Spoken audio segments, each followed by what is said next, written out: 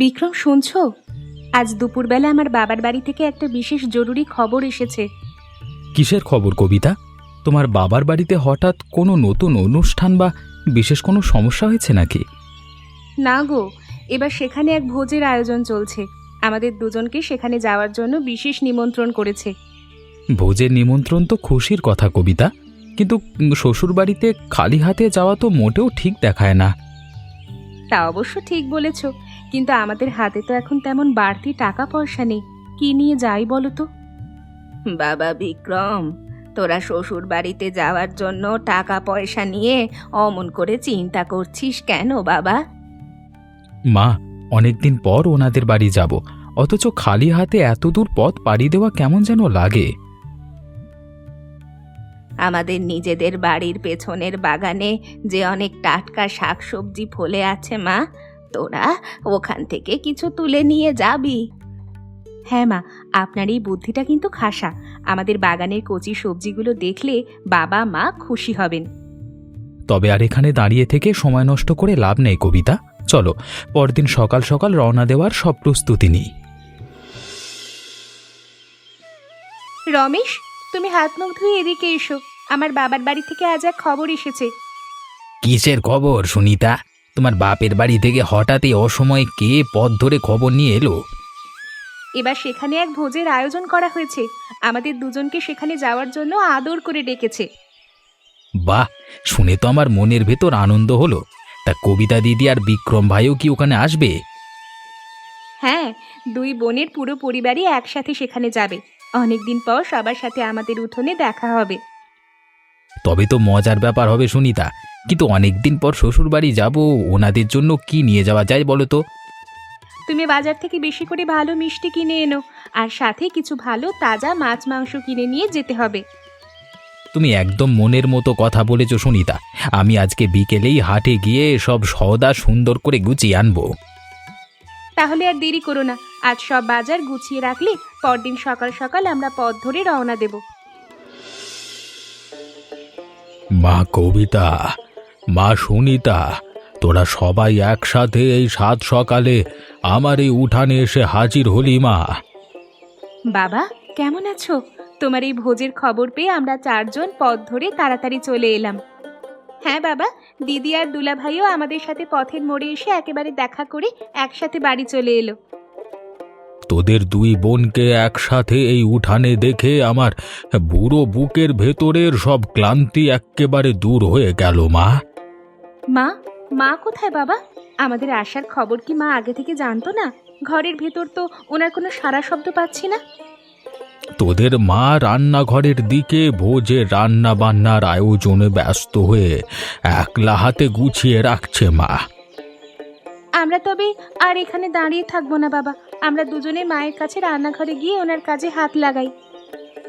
তোরা অনেক দূর পথ হেঁটে এসেছিস মা, তোরা এখন সোজা ঘরের ভেতর গিয়ে একটু শান্ত হয়ে বিশ্রাম নে। ও মা, তোরা দুই বোন কখন পথ পাড়ি দিয়ে এই উঠোনে এলি মা? আমি তো টেরই পাইনি। আমরা এইমাত্র বাড়িতে পা রাখলাম মা। তুমি একলা হাতে এত বড় ভোজের রান্না বান্নার আয়োজন করছো দেখে চলে এলাম। হ্যাঁ মা, তুমি আর একলা খাটুনি খেটো না। এই বঁটি আর কাঠের খুন্তিটা এখন আমাদের দুই বোনের হাতের কাছে দাও। তোরা দুই মেয়ে শ্বশুর বাড়ি থেকে অনেকটা দূর পথ হেঁটে পাড়ি দিয়েছিস মা।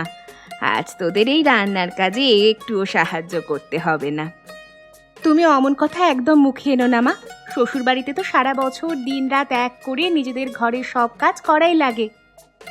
হ্যাঁ মা, আজ আমরা বাপের বাড়িতে এসেছি তখন মায়ের হাতের কাছের সব কাজ ভাগ করে নিতে আমাদের ভালো লাগবে। তোরা আমার লক্ষ্মী মেয়ে মা। তবে তোরা যখন একদমই শুনবি না, তখনই কচি সবজিগুলো কুটতে বস।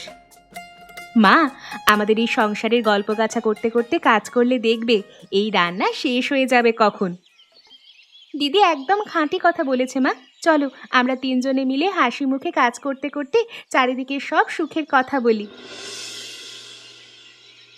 রমেশ ভাই, আজকে নিরিবিলি পুকুর পাড়ে বসে তোমাকে আমার মনের ভেতরের একটা নতুন ইচ্ছার কথা বলি। বলুন বিক্রম ভাই, আপনার মনে আবার নতুন কি ধারণা জন্ম হলো? কোনো বিশেষ সমস্যা বা নতুন কোনো চিন্তা আছে নাকি? আমার হাতে যে সামান্য কিছু জমানো টাকা পয়সা আছে তা দিয়ে এবার চাষাবাদের জন্য নতুন জমি কিছুটা বাড়ানোর কথা ভাবছি। বাহ, আপনি খাঁটি কথা বলেছেন ভাই। তাড়াতাড়ি নতুন জমিগুলো বাড়িয়ে নেওয়াই তো এখনকার সময় বুদ্ধিমানের কাজ। হ্যাঁ রমেশ ভাই, চারিদিকের বাজারের পরিস্থিতি যেভাবে বদলে যাচ্ছে তাতে নিজেদের ফসলের জমি একটু বেশি থাকা দরকার। যদি আপনার কোনো নতুন জমির দলিলে বাড়তি টাকা পয়সার দরকার হয় তবে আমার কাছে দ্বিধা না করে চাইবেন কিন্তু। আপনার এই উদার মনের কথা শুনে আমার বুকের ভেতরের জোর একেবারে দ্বিগুণ হয়ে গেল রমেশ ভাই। আপনি অমন কথা মুখে এনে আমাকে পর ভাববেন না ভাই। আপনি তো আমার আপন বরদাদার মতোই একজন মানুষ। আমি আপনার কাছ থেকে সবসময় বরদাদার মতোই অকৃত্রিম ভালোবাসার ভরসা খুঁজে পাই রমেশ ভাই। চলো ভাই, আমাদের এই পুকুরে ঠান্ডা জলের হাওয়া খেতে খেতে চাষবাসের নতুন ছকগুলো আরো ভালো করে সাজিয়ে ফেলি। বিক্রম ভাই, মায়ের হাতের এই রান্নার স্বাদ তো সত্যি অমৃতের মতো লাগছে। এই ভাজা মাছের গন্ধটা চমৎকার হয়েছে। হ্যাঁ রমেশ ভাই, এমন তাজা মাছের স্বাদ এই গাঁয়ের বাপের বাড়ি ছাড়া আর কোথাও সহজে খুঁজে পাওয়া যায় না। এই কি কাণ্ড বিক্রমাই, দেখো ওই দুষ্টু বিড়ালটা আমাদের থালার এত বড় ভাজা মাছটা মুখে পুড়ে একেবারে উধাও হয়ে গেল। ওরে বাবারে, মাছটা তো এভাবে ছেড়ে দেওয়া যাবে না রমেশ ভাই। চলো আমরা দুজনে মিলে ওই চোর বিড়ালটাকে তাড়া করি। বিড়ালটা ওই পুবকনের কাদার মাখা আইলের দিকে ছুটে গেল ভাই। তুমি ওদিক দিয়ে রাস্তাটা শক্ত করে চেপে ধরো। আমি আমার পুরো জোর দিয়ে দৌড়াচ্ছি রমেশ ভাই। এই কাদার পথ এতই পিচ্ছিল, ভেজা হয়ে আছে। ওমা, এ কি আজব কাণ্ড বাবা! তোদের দুই জামাইয়ের এই ভর দুপুরে হঠাৎ এমন করে কাদা মাখা ভূত মার্কা চেহারা কিভাবে হলো শুনি? মা, আপনি ভয় পাবেন না। হ্যাঁ, আমরা আপনার বড় জামাই আর ছোট জামাই ছাড়া অন্য কোনো নতুন ভূত নই। হ্যাঁ মা, বিক্রমা একদম খাঁটি কথা বলেছে। আমরা দুজনে দাওয়ায় বসে শান্ত মনে আপনার হাতের ভাজা মাছ দিয়ে তৃপ্তি করে খাচ্ছিলাম। তা খাচ্ছিলি তো ভালো কথা বাবা, কিন্তু খাওয়ার থালা পেলে হুট করে এই উঠোনের কাদায় গড়াগড়ি খেতে গেলি কেন? আর বলবেন না মা, এক দুষ্ট হুলো বিড়াল এসে আমাদের সামনের থালার ওই আস্ত বড় ভাজা মাছটা মুখে নিয়ে একলা টান দিল। চোর বিড়ালের পিছু নিতে গিয়েই তো আমরা দুজনে উঠোনের ওই পুবকনের পিচ্ছিল কাদায় জোরে একসাথে আচার খেলাম মা। তোরা এই সামান্য মাছের পেছনে অমন করে উঠোন জুড়ে না দৌড়ালি পারতি বাবা। তোদের এই অবস্থা দেখে আমি আর হাসির বেগ ধরে রাখতে পারছি না। মা, বিড়ালটা যেভাবে আমাদের চোখের সামনে থেকে মুখের গ্রাস কেড়ে নিল তাতে আমাদের মনের ভেতরে রাগ চড়ে গেছিল। তোরা আর এখানে দাঁড়িয়ে মাথা চুলকে লজ্জা পাস নে বাবা। তোরা পুকুর ঘাটের দিকে গিয়ে ভালো করে গোসল করে হাত মুখ ধুয়ে আয়। বিক্রম ভাই, এই পুকুরের নীল জলের দিকে একটু ভালো করে চোখ মেলে তাকিয়ে দেখো তো, চারিদিকের ঘাটে কত বড় মাছ ছোটাছুটি করছে। ওরে বাবারে রমেশ ভাই, তুমি তো একদম ঠিক কথাই বলেছ। এই বানের জলের পুকুর তো হরেক রকমের তাজা মাছ একেবারে গিজগিজ করছে ভাই। আমরা দুজনে মিলে যদি এখন এই দুপুরবেলায় খাওয়া দাওয়া একপাশে সরিয়ে রেখে এই পুকুর থেকে কিছু তাজা মাছ ধরতে পারি তবেই খাসা হবে। যেই ভাবা সেই কাজ রমেশ ভাই। চলো আর দেরি না করে আমরা দুজনে বাড়ি ফিরে গিয়ে একটা বড় মাছ ধরবার জাল নিয়ে আসি। বাবা বিক্রম, বাবা রমেশ, তোরা দুজনে গোসল সেরে শান্ত মুখে ঘরের ভেতর খেতে না গিয়ে অমন এক কাপড়ে তাড়াহুড়ো করে কোথায় চলেছিস? বাবা, আমাদের এই পুকুরের জলে অনেক তাজা মাছ ভাসছে গো। আপনি দয়া করে আমাদের একটা মাছ ধরবার জাল বের করে দিন না। তোরা আগে ঘরের দাওয়ায় বসে দুপুরের আহারটা শান্ত মনে শেষ কর বাবা, তারপর না হয় মনের সুখে দুজনে মিলে পুকুরে মাছ ধরতে যাবি। না বাবা, আমরা এখন খেতে পারবো না। পায়ের কাছে অমন তাজা মাছ ছোটাছুটি করছে দেখে আমাদের মাছ ধরবার ইচ্ছা একেবারে চড়ে গেছে। তোরা দুজন জামাই যখন একদম শুনবে না তখন আর কথা বাইরে লাভ নেই। এখন নাও ঘরের কোণের এই সুতোর জালটা নিয়ে যাও। সুনিতা, দুপুর গড়িয়ে এখন তো চারিদিকের পথে বিকেলের আবছা ছায়া পড়তে শুরু করলো রে, অথচ ওনারা দুজনে এখনো পুকুর থেকে ফিরে এলেন না যে। হ্যাঁ দিদি, আমার মনের ভেতরেও চিন্তা হচ্ছে রে। ওনাদের আবার পুকুরের ওই গভীর জলের ভেতর কোনো বিপদ হয়ে গেল না তো? তোরা দুই বোনে মিলে এই ভর বিকেলে বারান্দার কোণে দাঁড়িয়ে পথের দিকে অমন মুখ করে এক মনে কি দেখছিস মা? মা, আমাদের ওনারা দুজনে কাদা মাখামাখি শরীর নিয়ে সেই দুপুরের দিকে পুকুর ঘাটে গোসল করতে গেলেন, অথচ এখনো ওনাদের কোনো সাড়া শব্দ পাচ্ছি না। হ্যাঁ মা, তুমি কি ওনাদের দুজনকে পুকুর পাড়ের দিকে বা মাঠের কোণে অন্য কোনো নতুন কাজ করতে চোখে দেখেছো নাকি গো? তোরা ওসব নিয়ে চিন্তা করিস না মা, আমি নিজে দাঁড়িয়ে থেকে দেখেছি। ওরা দুজনে তোদের বাবার কাছ থেকে বড় জাল নিয়ে পুকুরে গেছে। এ কি কাণ্ড মা! ওনারা দুপুরের আহার মুখে না দিয়ে এই কড়া রোদের মধ্যে পুকুরের ঠান্ডা জলের ভেতর অমন করে মাছ ধরতে নেমে গেলেন গো? দিদি, ওনারা দুজনে জলের ভেতর মাছের পিছু নিতে গিয়ে খামখেয়ালি কাণ্ড শুরু করেছেন রে। চলো আমরা দুজনে এখনই পুকুর ঘাটে যাই। তোরা দুই বোনে মিলে পুকুর ঘাটের দিকে গিয়ে দেখ ওরা কত বড় মাছের শিকার করলো। আমি ঘরের ভেতরের ভোজের বাকি কাজগুলো গুছিয়ে রাখছি। এ কি কাণ্ড বিক্রম! তোমরা দুজনে দুপুরের আহার এক পাশে ফেলে এই ভর বিকেলে পুকুরের ঠান্ডা জলের ভেতর নেমে এত কিসের শিকার জুড়েছ গো? হ্যাঁ দিদি, তুমি একদম ঠিক কথাই বলেছ। রমেশ, তোমাদের এই ঝুড়ির ভেতর তো হরেক রকম তাজা রুই আর কাতলা মাছ একেবারে গিজগিজ করে কাঁপছে গো। সুনিতা, তোমরা দুই বোন পুকুর ঘাটে এসে ভালো সময় হাজির হয়েছ। আজকে দুপুরে তো আমরা বিড়ালের চুরির কারণে মাছ খেতে পাইনি। হ্যাঁ কবিতা, সেই দুষ্ট চোর বিড়ালটা আমাদের সামনে থালার আস্ত ভাজা মাছটা মুখে নিয়ে টেনে নিয়ে পালিয়ে যাওয়ার পর থেকেই আমাদের মনে জেদ চেপেছিল। তাই আমরা দুজনে মিলে প্রতিজ্ঞা করেছিলাম যে পুকুরের তাজা মাছ হাতে জাল দিয়ে ধরে তবেই আজকে ভোজের আসল আনন্দ করব। তোমাদের এই জেদের খামখেয়ালি কাণ্ড দেখে আমার বুদ্ধিশুদ্ধি একেবারে লোপ পেয়ে যাচ্ছে। এই ঠান্ডা জল থেকে ডাঙায় উঠে এসো। হ্যাঁ, অনেক মাছ ধরা হয়েছে। এই এক ঝুড়ি ভর্তি তাজা মাছ রান্না করলে আমরা পুরো বাড়ির সবাই মিলেও তো 7 দিনে শেষ করতে পারবো না গো। আচ্ছা ঠিক আছে সুনিতা, তোমরা যখন দুই বোন মিলে এত করে বলছো তখন আর জলের ভেতর দাঁড়িয়ে থেকে খাটুনি বাড়িয়ে কোনো লাভ নেই। চলো রমেশ ভাই, সুতোর জালের দড়িটা ভালো করে গুটিয়ে নিয়ে আমরা দুজনেই তাজা মাছের ভারী ঝুড়িটা কাঁধে তুলে বাড়ির দিকে রওনা হই।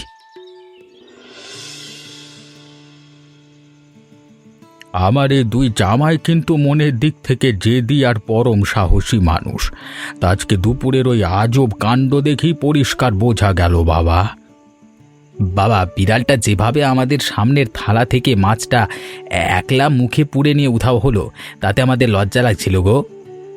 হ্যাঁ বাবা, ঘরের দাওয়ায় আরও অনেক মাছের তরকারি ঢাকা দেওয়া ছিল ঠিকই, কিন্তু হাতের খাটুনিতে মাছ ধরবার যে আনন্দ তা তো আলাদা জিনিস। তোরা দু ভাই মিলে মাছের পেছু নিতে গিয়ে যেভাবে উঠানের ওই পূব কোণের পিচ্ছিল কাঁধায় আছাড় খেয়ে ভূত সেজেছিলিস, তা মনে হলে আমারও হাসি পায়। আসলে হয়েছে কি বাবা, পুকুর ঘাটে গোসল করতে নেমে যখন দেখলাম পায়ের কাছে অমন তাজা মাছ একেবারে ছোটাছুটি করছে, তখন আর লোভ সামলাতে পারলাম না। হ্যাঁ বাবা, বিড়ালের চুরির কথাটা কিন্তু আংশিক হলেও একেবারে সত্য। তবে পুকুরে ঠান্ডা জলে জাল ফেলবার ইচ্ছেটাই আমাদের মনে জোর দিয়েছিল। তোদের এই পরম একতা আর সুন্দর মনের জেদ দেখে আমার বুড়ো বুকের ভেতরের সব পুরনো চিন্তা একেবারে আনন্দে আলোয় মুছে গেল বাবা।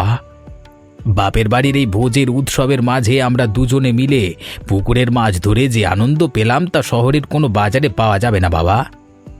আপনি ঠিকই বলেছেন রমেশ ভাই, শ্বশুর বাড়ির এই দাওয়ায় বসে সবার সাথে আহার করবার এই সুখ সত্যি একেবারে অমৃতের মতো খাসা। বাবা, আজকেই বর্ষাকালে একলা মাঠের কড়া রোদের মাঝে কোদাল দিয়ে মাটি কোপানোর এই খাটুনি তুমি একলা করছো কেন গো? বাবা রমেশ, তোরা দু জামাই এই সাত সকালে খাটুনির গামছা গায়ে জড়িয়ে আমার এই ধুলো ওরা ফসলের ক্ষেতের মাঝে কেন ছুটে এলি বাবা? বাবা, আমরা দুজনে আজকে ঘরে বসে না থেকে আপনার সাথে এই ফসলের জমিতে নেমে মন দিয়ে কৃষিকাজ করতে চাই গো। তোরা আমার ঘরের সম্মানিত জামাই মানুষ বাবা, তোরা কেন আমার এই ক্ষেতের নোংরা কাদায় নেমে অমন খাটুনির কাজ করবি? বাবা, আমরা আপনার জামাই হলেও নিজেদের গ্রামের বাড়িতে তো দিন রাত এক করে এভাবেই মাটির সাথে যুদ্ধ করে ফসল ফলিয়ে বেঁচে থাকি। হ্যাঁ বাবা, রমেশ ভাই একদম খাঁটি কথা বলেছে। আমরা বাপের বাড়িতে বেড়াতে এসেছি বলে কি মাঠের এই সুন্দর কাজে আপনাকে একলা ফেলে রাখবো? তোরা ভালো মনের মানুষ বাবা, কিন্তু শ্বশুরবাড়ির নিয়মে জামাইদের দিয়ে ক্ষেতের কাদার ভেতর কাজ করানো যে লজ্জার কথা। আপনি ওসব নিয়মের কথা ভেবে মনে আর দ্বিধা রাখবেন না বাবা। আজকে আপনার সাথে আমরাও এই জমির আল সমান করবই, এটাই শেষ কথা। তোদের এই জেদের কাছে আমি আজকে একেবারে পুরোপুরি পরাজিত হলাম বাবা। তোরা দুই ভাই মিলে তবে এই পূব কোণের মাটিটুকু কাটো তোমরা। বাবা বিক্রম, বাবা রমেশ, তোরা দুজনে আজ এই সাত সকালে হাটের নতুন মিষ্টি কেনা বাদ দিয়ে উঠোনের কোণে অমন করে কি করছিস বাবা? মা, আমরা দুজনে বাজার থেকে হরেক রকমের কচি সবজি চারা এনেছি। এই ফাঁকা উঠানের মাটিতে আপনাদের জন্য নতুন একটা সুন্দর সবজি বাগান করে দিচ্ছি। হ্যাঁ মা, আসবার পথে এই টাটকা জিনিসপত্র নিজেদের সাথে করে নিয়ে আসতে পারি যখন এখানে আসি আর কি। কিন্তু প্রতিদিন তো আর আমাদের পক্ষে পথ পাড়ি দিয়ে এই ঘরে টাটকা সবজি পৌঁছে দেওয়া সম্ভব না, তাই তোরা আমার ঘরে সম্মানিত জামাই হয়ে এই কড়া রোদের মাঝে নিজেদের হাতের আঙুল কাদায় মাখামাখি এত বড় খাটুনি কেন খাটছিস বাবা? আপনারা বাজার থেকে সবসময় কেনা সবজি কিনে খান মা। এখন থেকে এই বাগানের টাটকা শাকসবজি খেলে আপনাদের দুজনের শরীর ভালো থাকবে। মা, পুকুরের তাজা মাছের পাশাপাশি যখন এই ঘরের সামনের বাগানে কুচি বেগুন আর লঙ্কা ফলবে, তখন আপনাদের বাজারে কোনো অভাব থাকবে না। তোদের এই দয়ালু মনের চিন্তা দেখে আমার চোখ দুটো খুশির জলে একেবারে ভরে গেল বাবা। তোরা আপন মানুষ। আপনি আর চোখের জল ফেলে আমাদের পর ভাববেন না মা। এই চারা গাছগুলোর গোড়ায় এখন এক ঘটি শীতল জল এনে ঢেলে দিন না। বাবা রমেশ, বাবা বিক্রম, তোরা দুজনে আমার এই ছোট পরিসরে এসে যে সুখ আর আনন্দ দিলি বাবা, তার কোনো তুলনা হয় না। তোদের মতো এমন সোনার টুকরো জামাই আজকাল জন্ম দেওয়া ছেলেরাও বোধহয় বুড়ো মা বাবাকে এতখানি ভালোবাসে না বাবা। তোরা আমাদের এই বৃদ্ধ বয়সের ভরসা হয়ে রইলি। তোরা মাঝে মধ্যে বাড়িতে এলে আমাদের বুড়ো মন ভালো থাকবে বাবা। বাবা, আপনি মনে আর দুশ্চিন্তা করবেন না। আমরা এরপর থেকে প্রতি মাসেই আপনাদের এই ঘরে এসে জ্বালিয়ে যাব। হ্যাঁ বাবা, রমেশ ভাই একদম খাঁটি কথা বলেছে। আমরা দুজনে পথ ধরে আবার তাড়াতাড়ি আপনাদের এই আপন উঠোনে এসে হাজির হব। তোরা সাবধানে পথ দিয়ে নিজেদের ঘরের দিকে রওনা হ বাবা। ওপরওয়ালা তোদের এই সুন্দর নতুন পরিবারকে সব সময় পরম শান্তিতে রাখুন। আমরা তবে এখন আসি বাবা। মা, আপনি শরীরের প্রতি ভালো করে যত্ন নেবেন আর এই বাগানের সবজিগুলো প্রতিদিন নিয়ম করে খাবেন। চলো রমেশ ভাই, বেলা থাকতে থাকতে আমরা পথটা পার হয়ে যাই। কবিতার সুনিতা, তোমরা দুজনে এবার ধীর পায়ে আগে আগে হাঁটো।